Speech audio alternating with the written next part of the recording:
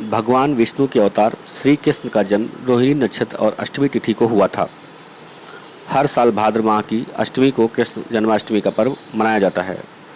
इस बार कृष्ण जन्माष्टमी 19 अगस्त को मनाई जाएगी। वैसे तो कृष्ण जन्माष्टमी की धूम पूरे देश में रहती है, लेकिन जहाँ कान्हा का जन्म हुआ वहाँ का नज़ारा ही कुछ अलग होता है। कृष्ण का जन्म मथुरा में हुआ था और बचपन गोकुल वृंदावन में बीता था। बरसाना में राधा रानी रहती थी, जो कि कान्हा की प्रेमिका कही जाती हैं। ऐसे में उत्तर प्रदेश की इन जगहों पर कृष्ण जन्माष्टमी का उत्सव बहुत ही धूमधाम से मनाया जाता है। कृष्ण जी की खास आरती से लेकर जगह जगह उनके जन्म को लेकर खास पूजा और उत्सव भी मनाया जाता है। वृंदावन और मथुरा भगवान कृष्ण के बाल लीलाओं का प्रमुख केंद्र रहा है। जन्माष्टमी के मौके पर वृंदावन और मथुरा में विशेष उत्सव मनाया जाता है। इस मौके पर यहाँ भगवान कृष्ण की बाल लीलाओं की झांकियाँ निकाली जाती हैं और विभिन्न मंदिरों को फूलों से सजाया जाता है तथा वहाँ विशेष पूजा का आयोजन किया जाता है। इस मौके पर यहाँ देश विदेश से पर्यटक और कृष्ण भक्त आते हैं। द्वारका को भगवान श्री कृष्ण की नगरी कहा जाता है। द्वारका नगरी को भगवान कृष्ण ने ही बसाया था, इसलिए उन्हें द्वारकाधीश भी कहा जाता है।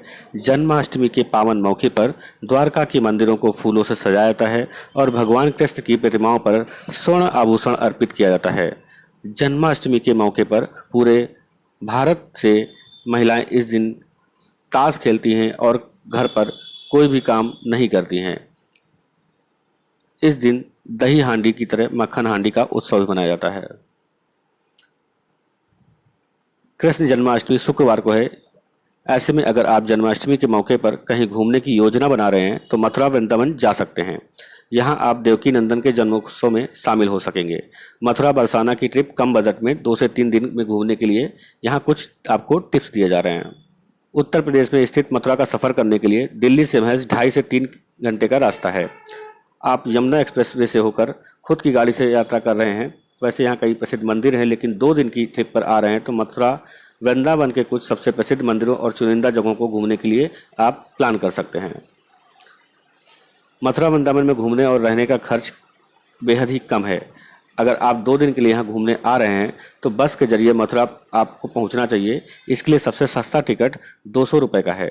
ट्रेन का किराया लगभग 2000 रुपये का आएगा। मथुरा में रहने और खाने का खर्च भी ज़्यादा नहीं है, लेकिन अगर जन्माष्टमी के समय आप यहाँ पहुँच रहे हैं तो पहले से होटल में बुकिंग करा लें।